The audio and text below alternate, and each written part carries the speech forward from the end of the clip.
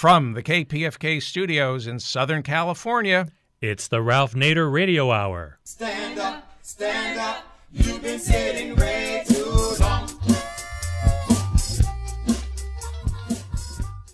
Welcome to the Ralph Nader Radio Hour. My name is Steve Scrovan, along with my co-host David Feldman. Hello, David. Hello there. We have a great show today. We do. I don't know if I just heard in the news today that Donald Trump just has a new slogan for his wall, which is build a wall and crime will fall. That's how he thinks he's going to push it over the top. I have a different slogan. I would say put Don in jail and crime will fail. Let's road test that one. And we also have the man of the hour, Ralph Nader. Hello, Ralph. Hello. Well, the audience, hold on to your seatbelts. This is going to be quite a show. Appropriately enough, Ralph, with the seatbelt reference. We get it. We get it. How dare you? How dare you? We have a very interesting show today. We're going to welcome Professor Shoshana Zubov from Harvard Business School, who has written a book that is hot off the presses, just came out last week. It's entitled The Age of Surveillance Capitalism, The Fight for a Human Future at the New Frontier of Power. Now, surveillance capitalism, I believe, is a term coined by Professor Zubov, and she's here to tell us what it means for all of us. And I have a feeling it has something to do with Google, Facebook, and other digital enterprises using the information we give them to make money. And as always, we will check in with our corporate crime reporter and find out about the real epidemic in this country, the crime in the suites. That'll be Russell Mokhiber. But first, let's find out who is watching us and making money off of it. David? Professor Shoshana Zubov was one of the first tenured women at the Harvard Business School. She was also a faculty associate at the Berkman Center for Internet and Society at Harvard Law School. The author of many books on modern corporate capitalism, her latest is The Age of Surveillance Capitalism, The Fight for a Human Future at the New Frontier of Power. Welcome to the Ralph Nader Radio Hour, Professor Shoshana Zubov. Thank you. It's an honor to be here. Welcome indeed, Professor Zubov. This is an encyclopedic book, listeners. It runs 650 pages. And Professor Zubov has taken the discussion of the virtual reality, internet, surveillance economy to very deep levels of analysis. It's actually hard to encapsulate the book, but I've got two little excerpts before we get into the discussion, Professor Zubov, from your book. On page 20, you say, if industrial capitalism dangerously disrupted nature, what havoc might surveillance capitalism wreak on human nature? And you elaborate that in the many pages.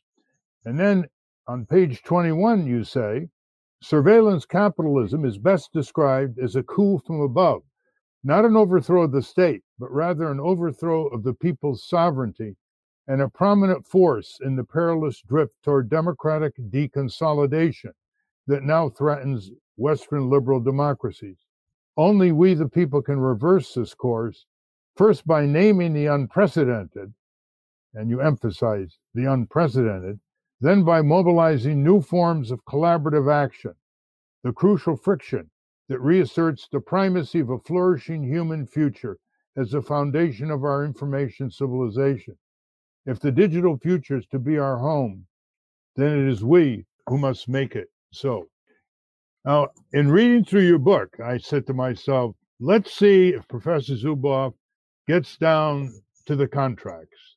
And lo and behold, you did.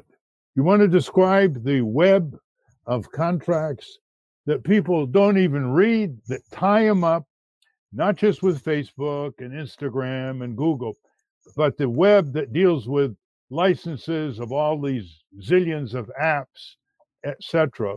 Because one of the takeaways from your book is that people have lost the right to object. They've lost the right of remedy when they are abused in this surveillance capitalist economy. Could you describe how people are tied up by these fine print contracts instantly? Yes. Well, there are a couple of key things that our listeners should know. One is the so-called terms of service contracts, the things that we have to click the little box if we're going to use the utility of the application or the website or the product, whatever it may be, the service, whatever it may be. These are fundamentally illegitimate. And despite the fact that most scholars agree on this and have agreed on this for a long time, the courts have upheld these notice and consent, so-called contracts, as lawful. But indeed, this kind of structure has a long history, and I trace it to the history of conquest. When the conquistadores first came to the Caribbean, they brought with them an edict that was fashioned by the Spanish law courts. It was called the requerimiento, the requirement. And they would go to a village where, of course, people had never seen Spaniards and they did not understand Spanish. They would read this edict, and in Spanish they would say, if you don't agree with us, we're going to kill you. And no one would know what they were talking about. And of course, the indigenous people did not want to be subjugated, and they resisted. And in many cases, they were killed or tortured or in other ways turned to slaves. This is the modern equivalent of that kind of conquest. We're asked to agree with something that we cannot understand, and we essentially have no choice because there is no way to participate in society today unless we go through these channels. So all of us click on this little I agree box in a cynical way because we know we have no choice. In the past, we have thought about our participation in private organizations. The great economist Albert Hirschman wrote about the ideas of exit, voice, and loyalty, that when we're participating in private organizations, we have the option of exit, we have the option of voice, or we can agree with what's going on and be loyal to it. Well, in this case, these so-called contracts do not provide us with exit because typically we need to go forth and use the service or product. They certainly don't provide us with voice. There's no way to talk back to these companies. And very few of us feel loyalty. We simply feel trapped. You quote a prominent law professor who's the expert on all this, Margaret Radin, taught at University Michigan Law School. She's now at University of Toronto Law School. And here's what she says. She calls these click-on contracts, which people not only don't read, they often can't even get to read. They're so voluminous. She calls this private eminent domain, a unilateral seizure of rights without consent. She regards such contracts as a moral and democratic degradation of the rule of law and the institution of contract, a perversion that restructures the rights of users granted through democratic processes, substituting for them the system that the firm wishes to impose. People enter a legal universe of the company's devising in order to engage transactions with the firm. I've called this incarceration. So, this is such a deep book, Professor Zubov, that I have to try to enlist the interest of the listeners by citing how you talk to your children about this. And on page 525, and permit me to read a section here, here's how Professor Zubov talks to her children. Quote, "When I speak to my children or an audience of young people, I try to alert them to the contingent nature of the thing that has us by calling attention to ordinary values and expectations before surveillance capitalism began its campaign of psychic numbing." Quote, this is what you say to your children. "It is not okay to have to hide in your own life. It is not normal.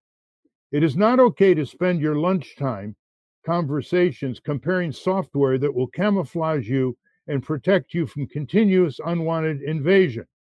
5 trackers blocked, 4 trackers blocked, 59 trackers blocked, facial features scrambled, voice disguised."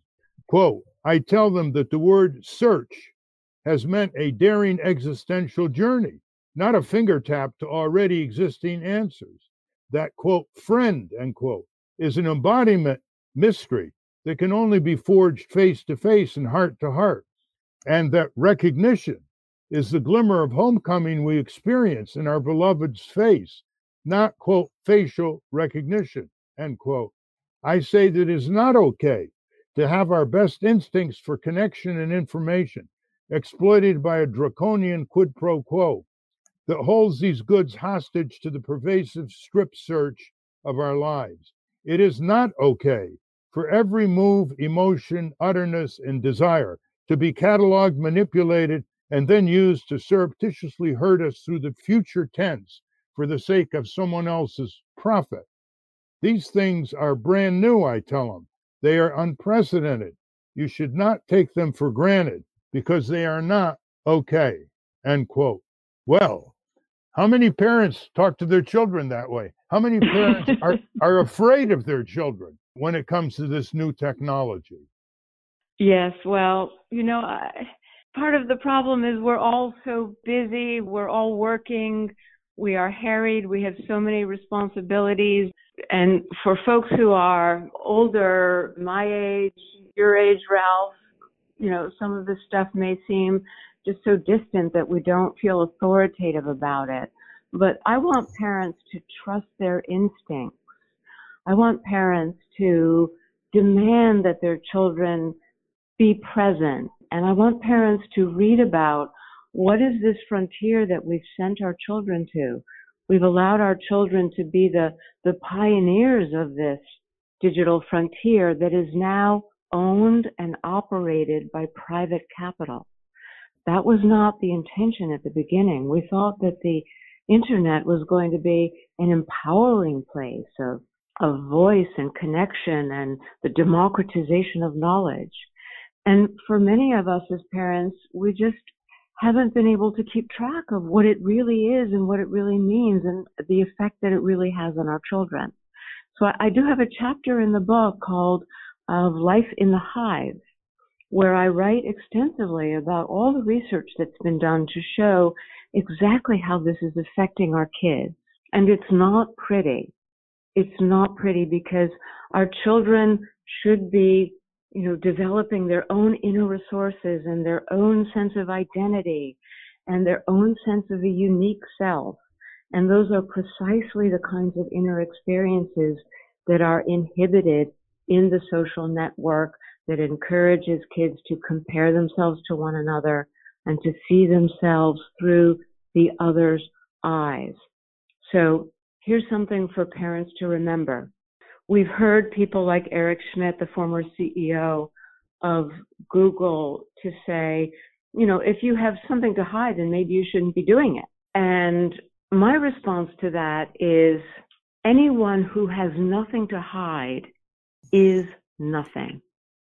Because what we have to hide is the inner resource, the sense of our inwardness, the sense of our own identity, where we develop our understanding of right and wrong, where we develop our moral sensibility and our judgment and our courage. These are things that are hidden because they are inward and they are meant to be inward. That's what makes us strong. That's what makes us autonomous. That's what makes us able to participate as true citizens in a democratic society. So hiding is not a bad thing in that sense. It's a good thing. And we should not have to hide from the watchers. When I hear people say they have nothing to hide during the NSA scandal, when they violated the Fourth Amendment and put basically everybody in the United States under surveillance, so powerful are these intrusive computers, people would say, well, I have nothing to hide. It doesn't bother me. And I said, well, let's examine that. Last time you talked to your doctor about an intimate personal problem, did you have nothing to hide? You want that all over the internet? Do you want your conversations with your clergy, with your spouse and partner? Do you want that? Do you want some interactions with your children? Do you want that to be out in the open? So once you get concrete, they start realizing what you have written, which is, quote, if democracy is to be replenished in the coming decades, it is up to us to rekindle the sense of outrage and loss over what is being taken from us. In that, I don't mean only our personal information. What is at stake here is the human expectation of sovereignty over one's life and authorship of one's own experience, end quote. Let's talk about who can do something about this. Let's reminisce here. Nancy Reagan once told people who are addicted to drugs, just say no. Well, to what extent can people just drop out? I'm not on the internet. I don't have a Facebook account. I don't have an email. It's very hard to do a profile for my credit score with that information. So talk about the dropping out phenomena, and we'll talk about another Achilles heel of Facebook, Google, and the electronic marauders, which is their advertising revenue. Let's start with dropping off. Well, dropping off, there's certainly some things that we can do pretty easily. I've never been on Facebook and would not be for the reasons I write about in this book. But, for most of us, the things that we have to do to be effective in our everyday lives, just basic participation in society, whether it's, organizing interactions with other people. I mean, you don't have email and you're not on the internet, Ralph, but you have other folks around you who are, buffering that. And, people contacted me by email for appearing here with you today. And so most of us, we have to go through these channels in order to participate effectively, whether it's applying for a job or interacting with the IRS or... Let's examine this. Do we have to do this, or are we forced to do it? The IRS, for example, now doesn't want to send you a Social Security check. They're forcing you to go to a bank or a credit union and open up an electronic account to the profit of these institutions. There's coercion everywhere. For example, when I say to people, why don't you pay cash or check? Well, we can't, because we can't rent a car. We can't use FedEx. The companies force us to do this. And so there's a coercion here that is increasing in intensity to a point where it's clear what these credit corporations want done is to eliminate cash and checks so they can have you completely incarcerated. Once they have you in a credit debit economy, you've lost your freedom. I mean, in a very concrete sense. You've lost the ability to say no. You got to pay $35 for a bounce check, which costs them $1, the bank. You got to pay all these penalties, late fees. All these fine print contracts can be changed unilaterally without your consent. They block you from going into court, which we have as a constitutional right, but we're deemed to give it up because we've signed onto these contracts that nobody reads. So I think there's a coercion here. There's a complicity, to be sure. There's a heightened awareness of overvaluing convenience, but they're creating facts on the ground, Professor Zubov. I couldn't agree with you more, Ralph. And that's precisely why it is so difficult for the average person who's, trying to get through their lives, drop the kids off at daycare and get to the job and get all the other things done and manage the household. It is almost impossible to effectively participate right now and not go through these channels. But the thing is that even were that to be the case, even if we were, shunting people as we've seen, in the airline industry, for example, you used to be able to talk to a person and figure out your trip and so forth. A long time ago, you're shunted to the internet, and you've got to do it that way because that's the low-cost solution. Even if we were coerced because of cost, that doesn't necessarily mean that we're coerced into these channels that have now become channels of surveillance for the growing power, knowledge, and power of the surveillance capitalist firms. Were it not for surveillance capitalism, this would not be as dire and dangerous as it is in your description. So there are two separate issues here. One is we're forced onto the technology because it's less expensive, but the other is in being forced into the technology, we're also being forced into the arms of a unique economic logic that thrives on the unilateral claiming of our experience for its behavioral data to create predictions about our behavior that it sells to business customers. That's how it makes its money. So we're being forced into the arms of private capital as well as into the arms of this technological apparatus. And one of the key messages of my book is that these are not the same thing. Surveillance capitalism is not the same as digital technology. We can imagine the whole digital architecture without surveillance capitalism. But we can't imagine surveillance capitalism without the digital. So that's why I believe we have an opportunity as citizens to interrupt and outlaw surveillance capitalism as the dominant economic logic. Whereas if we did that, that would create a different kind of space for us to have true competition using digital technology in ways that we're comfortable with and that we're even happy with and that truly do enrich and empower us. Well, in your book, you talk about a proposal to do that, like a co-op that can take people and protect them from Facebook, Microsoft, Google. We're trying to get congressional hearings in the House of Representatives on all this, and I hope you'll be one of the star witnesses, Professor Zubov. We're talking with Professor Zubov, who's the author of The Age of Surveillance Capitalism. It's impossible to do justice to this book in a half hour, but we're trying to hit some of the high points. And Congress has rendered itself ignorant. They got rid of the Office of Technology Assessment under Gingrich in 1995. The Democrats, when they controlled Congress and the White House in 2009, 2010, refused to reinstate it.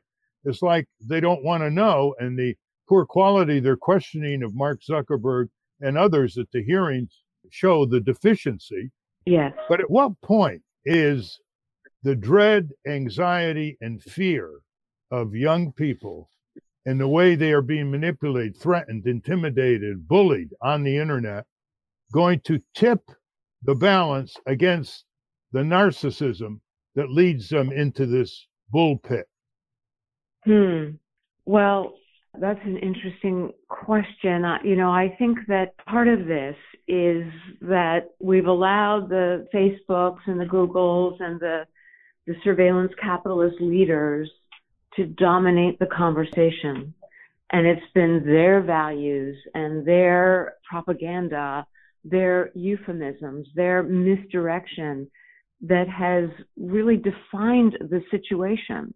That's another reason why parents think it's okay and kids follow one another.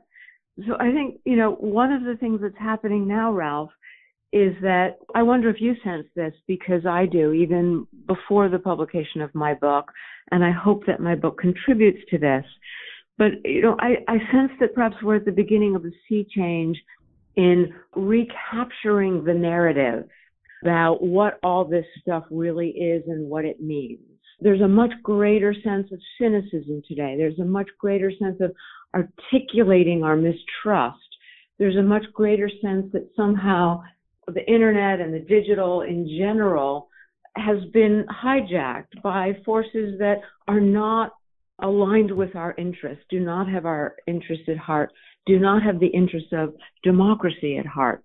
So for me, as I write in the book, my theory of change begins with changing the public conversation, changing the narrative, changing the discussion, so that we have new words, new vocabulary, new lenses with which to see what is being imposed upon us. And through this, we feel the indignant outrage that these impositions really deserve, because they are a threat to human autonomy. They take away decision rights outside of our awareness, and therefore, as you said, deprive us of the right to combat, the right to object, and ultimately, they are corrosive to democracy. So, and also, there's a lot of intangibles that you're grappling with in this book. Look what it's doing to familial conversation inside home. I mean, the parents are almost as guilty as the children. They're all looking at their iPhone, their cell phone, less and less conversation. I know some parents who are banning cell phones from the kitchen. I guess that's a start. So when they're eating, they're looking at each other and the food and maybe some normal conversation. So this is a huge addiction that's going on. I call these corporations electronic child molesters, because they make these children, Professor Zubov, sign fine print contracts. Professor Robert Felmuth at the San Diego School of Law in California sent me a contract for 9 and 10-year-olds where they're supposed to sign that they've gotten the agreement of one parent to send all this information to the Facebooks that can be sent all over the country and the world without any kind of accountability or restraint. So they're preying on these children at a very, very young age, which goes to your point is we have to develop a more cultivated sense of indignation here. For some trivial reason, we'll say to people, get off my back. How many are going to say to Facebook and Google and Microsoft, get off my back? And where it's going to start? I think a lot of their positive assurances are not working. We're not getting a stronger democracy because of the internet.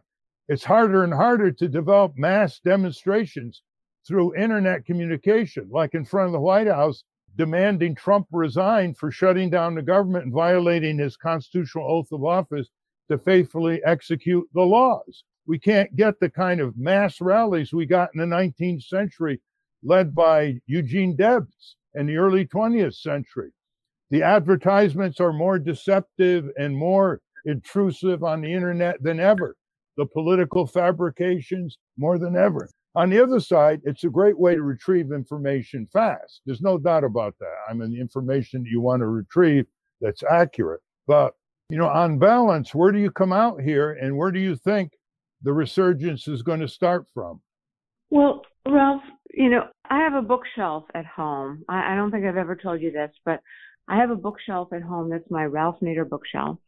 And I wrote about some of the things I learned from my Ralph Nader bookshelf in my former book, The Support Economy, Why Corporations Are Failing Individuals, in the next episode of Capitalism.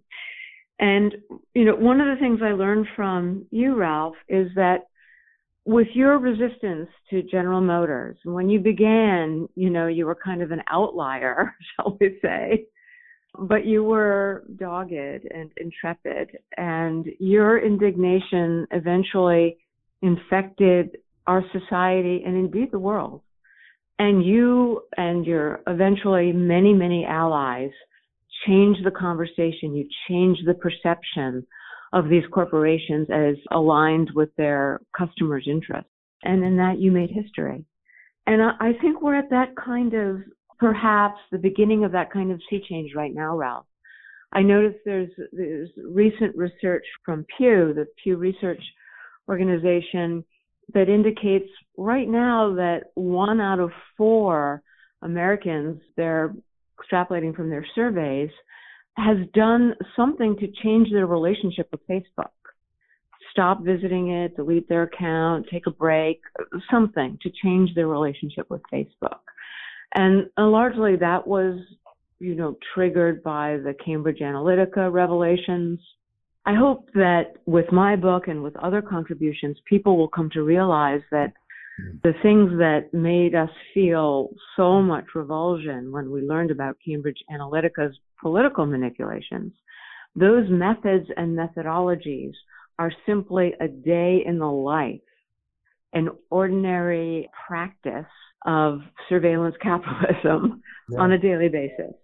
Before our time elapses, I want to talk about the advertising, because without the advertising revenue, these companies cannot dominate us the way they do. 80 to 85% of all their revenues in Google and Facebook and its subsidiaries come from these ads. And we've had people on our program who know what they're talking about saying these ads really don't work very well. That most of the people who buy have already made up their mind to buy before they see the ad on Amazon, for example. Have you looked into that? Because you taught at the Harvard Business School for years. Are the business schools looking into that? Why don't they do more studies on the inefficacy of internet advertising?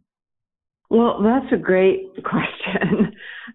And I guess it's the point in, what people might call the value chain, the point where it's deemed ineffective. Because if you judge from the point of view of, for example, the 2 big players in online advertising, Google and Facebook, if you judge from the point of view of their revenues, it's very effective. Very effective for their market capitalization, very effective for their revenue, and almost all of their profits derive from this. The point I try to make, Ralph, is that what is this online targeted advertising? Really what it is it started with Google, the idea that they could get all these data from us, they could apply their machine intelligence, they could come out with predictions, in this case predictions of what ad we're likely to click on. They could sell those predictions to business customers, in this case advertisers, who have a vital interest in knowing what we're going to do in the future. Now, the same structure, data, analysis, prediction products, sale to business customers in these new kind of markets that trade exclusively in predictions of human futures, the same structure is traveling all across the economy. It's no longer just Google and Facebook. In fact, right now you can read about Ford Motor Company, the birthplace of mass production, where the CEO is now saying, hey, we want to have a price earnings ratio that looks like Google and Facebook. So forget about trying to sell cars in this global slump.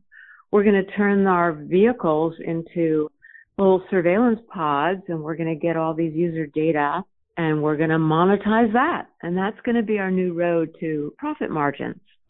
So this is toothpaste out of the tube, Ralph. It's everywhere. It's the insurance industry, finance, entertainment, transportation, every product that has the word smart in front of it, every service that has the word personalized in front of it. So that's why I think the thing that we've got to get out in front of now is the economic logic itself, that it is illegitimate to unilaterally take people's experience and turn it into data, that it's illegitimate to turn those data into predictions of what we're going to do, that it's illegitimate to sell those predictions, that indeed these futures markets that trade exclusively in predictions of our behavior are themselves illegitimate and a gross disfiguring of the whole idea of capitalism and what it has traditionally been and how it has managed to establish an equilibrium with democratic societies over the past century. I think one advantage to the extremism that you've talked about in your excellent book, The Age of Surveillance Capitalism, is that these companies don't know where to stop. And there are two forays that are one here and one on the way. That is, as you might have seen, the New York Times had this huge spread on how the surveillance capitalists know where we are. As long as we have that cell phone, they know where we are, where we walk, who we talk to, what corner we turn. And that's going to upset people as the abuses begin to be made more concrete in people's everyday lives. The second one is called augmented reality. This one is about 3 years away from mass marketing, and it's being pushed by Facebook. And Mark Zuckerberg said it's going to, quote, change everything, unquote. How many times have you heard that phrase from Silicon Valley? And that means that our youngsters will have these goggles where they can attack unfriendly students a few blocks away and dismember them, or they can climb Mount Everest and jump off into the snow and completely lose their connection with nature and with reality and with their immediate friends and relatives. So, and there's no technology assessment of this. Professor, there's a book coming out on globalization and technology and sustainability by Professor Nick Ashford at MIT. And I spoke to him recently, and he said that the problem with all this technology is we have virtually destroyed critical thinking. It's not coming out of our schools. It's not coming out of our legislative institutions. It's not coming out of our regulatory agencies. It's not coming out of our law schools. I can assure you that. And with the destruction of critical thinking and what you call in your book, automating human beings, they're not just automating our personal data, they are automating us. What about government contracts? Edward Snowden was working for Booz Allen when he got his hands on all that NSA material. What about a bill outlawing companies like Booz Allen from doing surveillance for the government? Well, as important as that may be, you know, I've been trying to draw a line here a bit to help us focus on the private side of surveillance. By private, I mean the private companies, the private capital the market side of surveillance. And not because government surveillance is less important, of course not, but simply because we have, had so many opportunities to pay attention to the issues of government surveillance, and it's an ongoing issue, but private surveillance coming from private capital has really been allowed to kind of glide along in the shadows, growing and growing and growing. One reason that it's gotten such a free pass over the past 2 decades is precisely because in the wake of the 9/11 tragedies, our government, other Western governments, felt that they were going to need the surveillance capabilities being developed in Silicon Valley, and they were going to need to import those and integrate them into government operation. Something in the book I call surveillance exceptionalism. So the surveillance capitalism was made an exception. It was allowed to root and to flourish because in a certain way, governments needed it to. They needed to avail themselves of its skills and capabilities. By the way, another price we're paying for the national security state. And people will recall that Silicon Valley applied science and engineering is based on basic research funded by the federal government. From the Pentagon, NASA, you taxpayers have paid to enable outfits like Intel, Cisco, Facebook, Google, Microsoft to expand their power and their skyrocketing profits. So the state and the large corporations are very much in a constant interchange here, not just of personnel, but in terms of funds, technologies, subsidies, consultantships. We didn't get to response from the people on the shows you've done. You want to talk a little bit about that, your interviews on this book, and what call-ins kept you hopeful? Well, between the call-ins on the shows, what one can see on Twitter, the constant stream of mail landing in my inbox, I have to say that the experience I'm having is very consistent with all the surveys that we've seen on this subject in the past decade, at least, perhaps more than a decade. As people become exposed to the facts about what's really going on, they do feel outraged and they want nothing to do with it. And so if we give people a choice, they don't want to be entangled with any of these channels, with any of these practices. They don't want anything to do with surveillance capitalism. Literally hundreds and hundreds of messages every day of people thanking me for writing this book and saying, I want to become one of the indignant ones. I want to take this indignation and spread it and have conversations with other people, and we can take this back. We can reestablish democracy and reestablish our own authority. So I'm very heartened by the public reaction, which is, the book has had some wonderful reviews. It's had a couple of nasty reviews. But for me, it's really what's coming from just, folks who are reading the book and the sense of empowerment that it's giving them to think critically, as you were talking about before, because naming is essential to thinking. Unless we can, put something into words and clarify the framing, it's very hard to think critically about it, because it's like we're in water, but we don't know the name of water. Google has a lecture series, and are you heading to Silicon Valley? Well, I have not been invited to Google's lecture series. I can understand that. Why would they not want to have you there? Because they're supposed to do no evil, Steve. Yes, but they're also see no evil, too. I actually just read the other day a really lovely review by an English professor written in the Pittsburgh Post-Gazette, and forgive me, I'm forgetting his name, but it was a lovely review. And in the review, he imagines myself in a dialogue with Mark Zuckerberg about why we don't like Facebook anymore. It gives me a sense of the deep public anxiety that's just under the surface. And you know better than I that sometimes it just takes a few matches to light and illuminate that underlying latent anxiety and bring it into words and bring it into action. You know, I write in the end of the book about being a student. I used to go and sit in on Milton Friedman's seminars, his graduate seminars. When I was 19 years old, I would just sit in the back and try to figure out, you know, what was going on here. And one of the things I learned from Milton Friedman, he used to say that public opinion today is law in 20 years. He had the long view. And that's why I keep bringing history into this, you know. And I think it's the case in much of your work, Ralph, that if we can really change the tide of public opinion, give people the tools through naming and evaluation and critical thinking that we need, that perhaps it won't take 20 years in the internet age, maybe it'll take 5 or 10.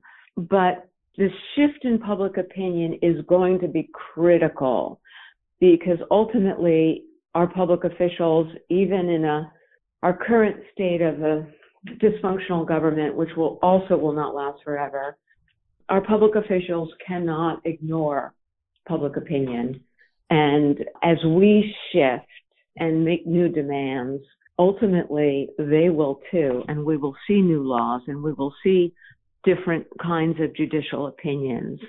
So this really is a long game. I learned that from Friedman, who, by the way, you know, was a frenemies and kind of a love and also competitive relationship with Hayek, you know, both the great architects of neoliberalism.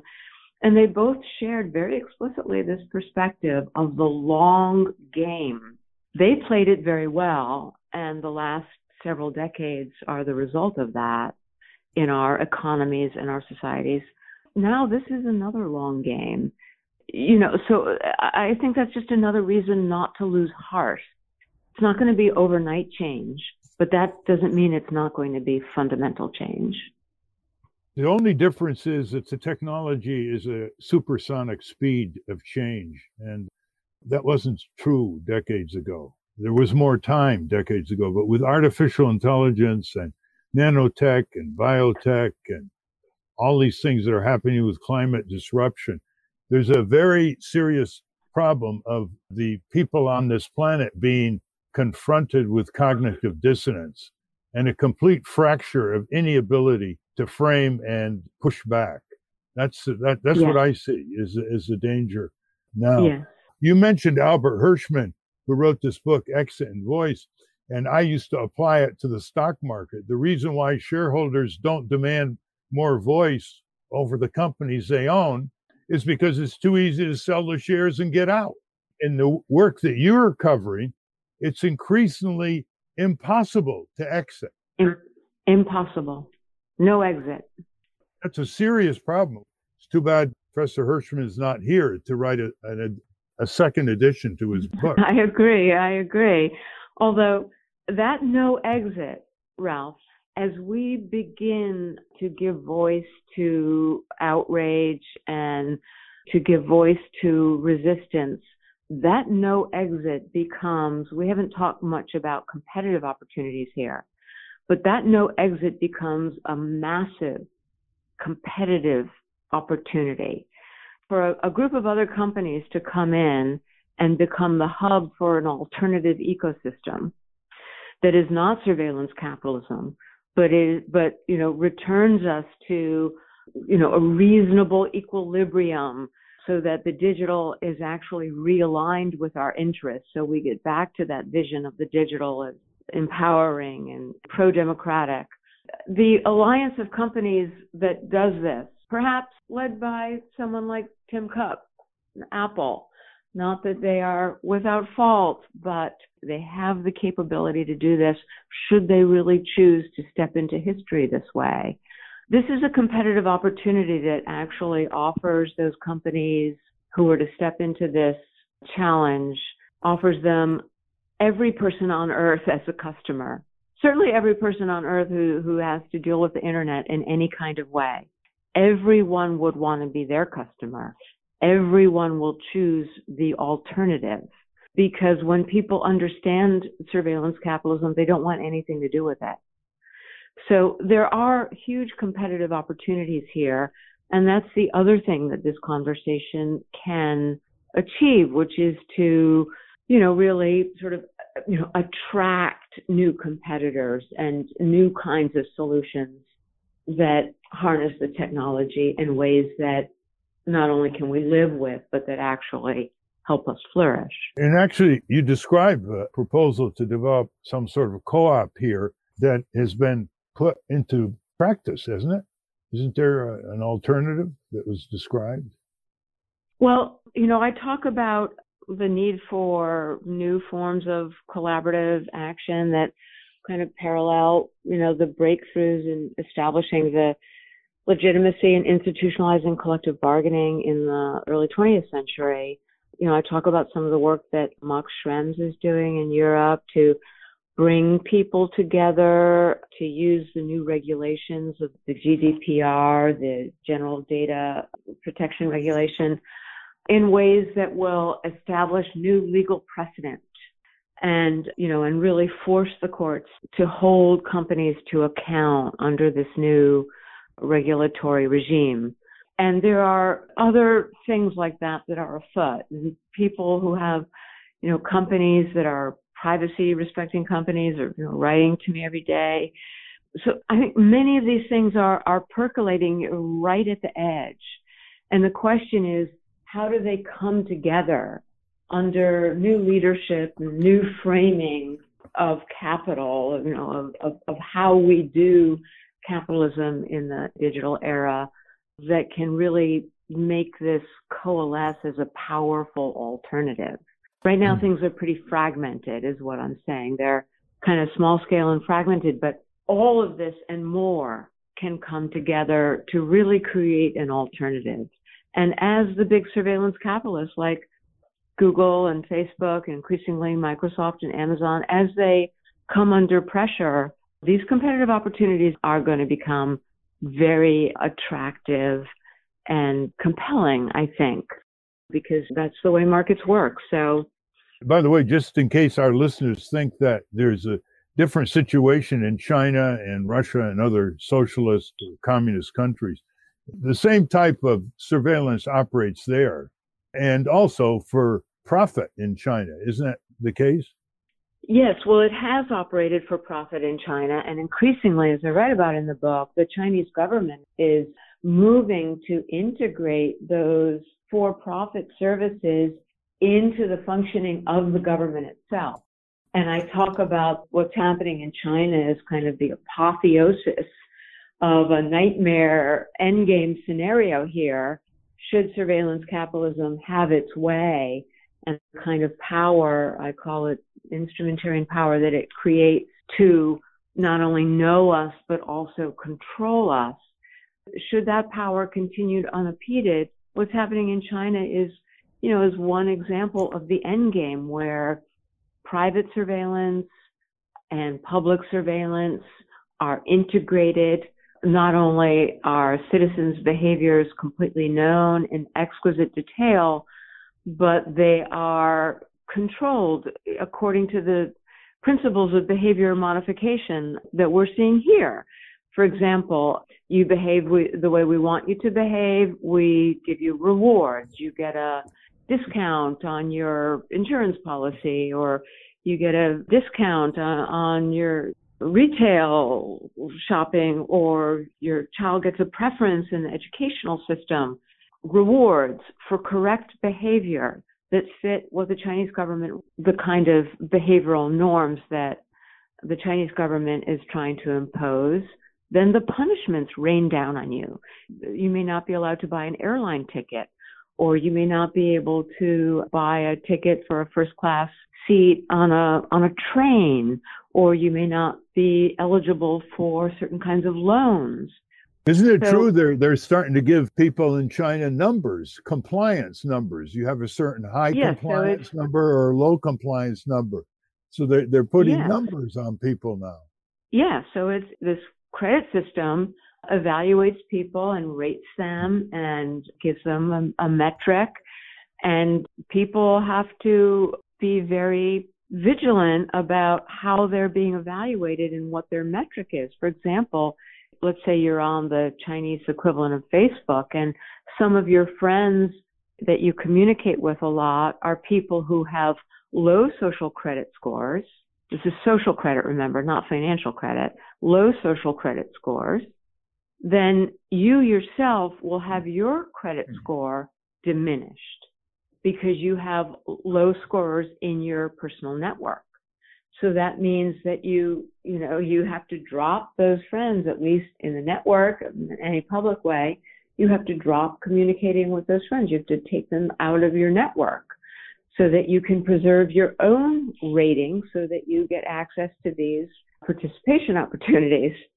So this really is, from the point of view of a democratic society and a normal human person, well, born and raised in a democracy, I mean, this really is a nightmare. But when you decode so much of what's going on in our societies, in our lives, we really are not that far away from it. It's just that it's happening in these private commercial spheres. The insurance company who monitors your behavior as you're driving and will give you discounts if you drive the way they want you to, which is the way that will cost them less money, and also punishments. They'll raise your premium rates if you drive in a way that costs them more money. So this is already happening all around us, but it's so far pretty much contained in this massive private sphere of surveillance capital. And what's your last glimmer of advice to our audience who now may be excessively discouraged? Well, my advice is that it helps me to think historically of a longer time frame. There were terrible atrocities during the Gilded Age, but the Gilded Age had a beginning, a middle, and an end. Our societies know how to tame raw capitalism. We've done it to end the Gilded Age. We've done it during the Depression. We've done it in the post-war years where we institutionalized collective bargaining and the living wage and so many laws from child labor, safety, regulation, so many laws that tethered the raw excesses of industrial capitalism to the well-being of people and society and democracy. Our societies know how to do this. We've done it before. We can do it again. We've had a few decades now of regulatory capture, as people call it, the idea that, we don't want regulation. We're supposed to have free enterprise. Nothing is supposed to get in the way. But that's really never been a viable alternative for society. We need laws, we need regulations, we need democracy, and it's citizens who are going to drive this. We've done it before, we'll do it again. The age of surveillance capitalism will also have a beginning, a middle, and an end. That's how I see it. That's what I'm hoping to contribute to, as I hope this conversation will.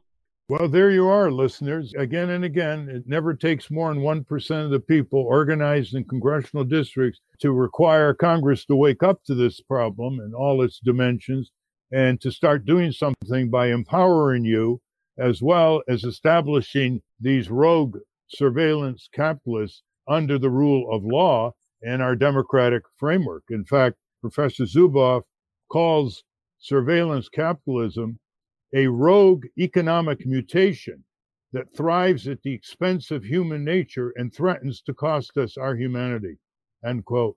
And if you think that's an exaggeration, listeners, you're the problem. You're in complicity. You are rationalizing your narcissism, and you are placing in an arena of maximum supremacy a strange concept of convenience and speed of message. Thank you very much, Professor Zubov. Read this book, The Age of Surveillance Capitalism. Talk about it in living room discussions. Get some of your book clubs to stop this rule that they only talk about fiction books, not nonfiction. because they don't want to be political. Political, corporate, it's a seamless web unless we bring it to accountability under we the people. Thank you, Professor Zubov. Thank you so much, Ralph.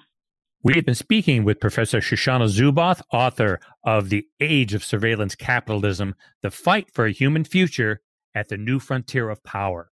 We will link to that and more of her work at ralphnaderradiohour.com. Let's get the latest from our corporate crime reporter, Russell Mokhiber.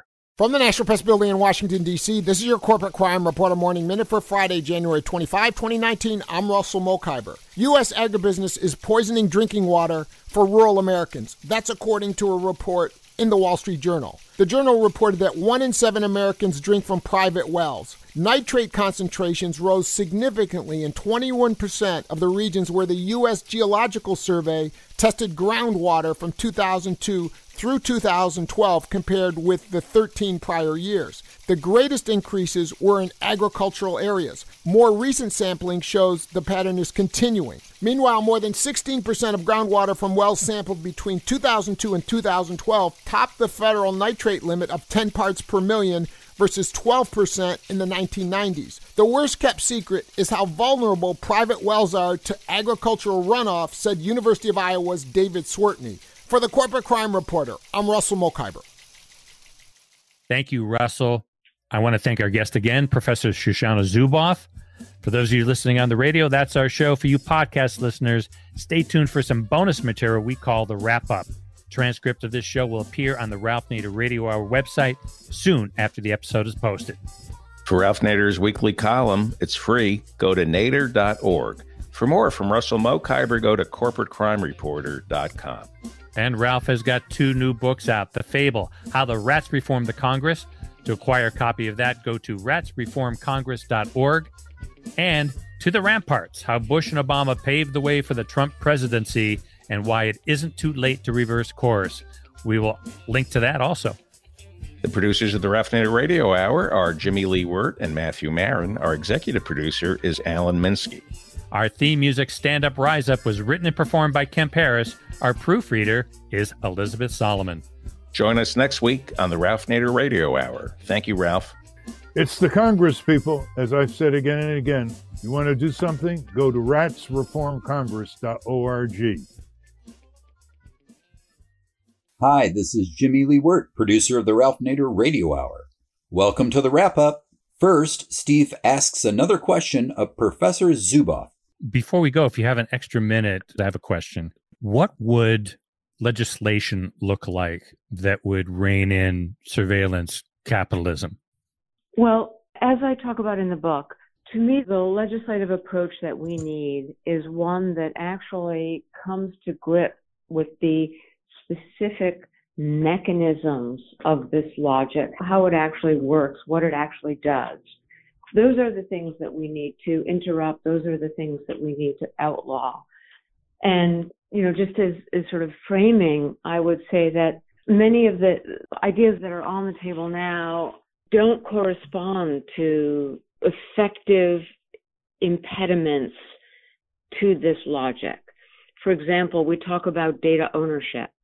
But what's the point of owning data that shouldn't exist? Data that's scraped from our private lives outside of our awareness, that data shouldn't exist in the first place. And I would compare that to, for example, having a negotiation about how many hours a day a 7-year-old should work in a factory, when the real discussion should be about the prohibition of child labor. So when it comes to surveillance capitalism, the first thing is that the surreptitious, the one-way mirror, there's the surveillance-oriented taking of our experience without our knowledge, designed to keep us ignorant, designed to bypass our awareness, that this is fundamentally illegitimate. And so where practices like that exist, they have to be stopped. Part of stopping that is the end of this notice and consent so-called contract that we talked about at the top of the show. I call that the uncontract because it's really the opposite of a contract. A contract is supposed to be between two informed and equal parties who get together and to collaborate, hedging their bets against uncertainty. That's certainly not what notice and consent does. The first thing is that the whole premise here is illegitimate. That, for example, I buy a mattress, the mattress is not only giving me feedback on my sleep pattern, but is siphoning off data, including audio signals from my bedroom, to third parties who share it with third parties who share it with third parties. So these are illegitimate operations and they should be outlawed. A second issue is the whole supply chain and marketplace that has been created on the back of the behavioral data that is created from our experience. So right now, we have this whole business.